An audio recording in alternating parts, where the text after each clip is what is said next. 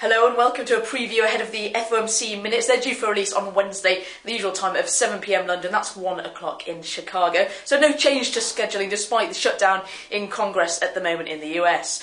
Now just to briefly recap at the meeting that we saw, and these minutes will be from that meeting, saw no change in terms of the Fed's current asset buying programme. That's $85 billion a month of Treasury and MBS buys via QE3. Expectation at that meeting was for a trimming and a tapering of the programme by between $5 and $10 billion, so quite a surprise, and markets reacting to the prospect of further liquidity.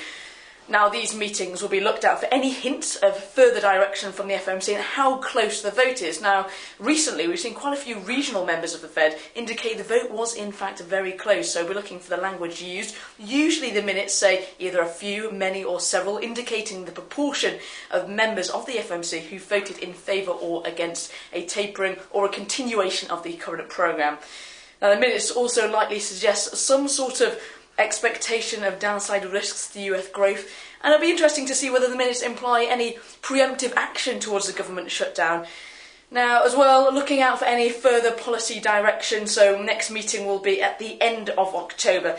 It'll be interesting to see whether the FOMC members are likely to taper, although expectation has now shifted towards December. One final thing to look out for is any further talk of reverse repos. The Fed has been testing at the moment, and it's likely that they're under discussion with advisors over whether to conduct one of those overnight reverse repo operations. But that's the main points from the FOMC Minutes. Again, that's at 7 PM London time, 1 o'clock Chicago on Wednesday. And thank you for listening and good luck with the minutes.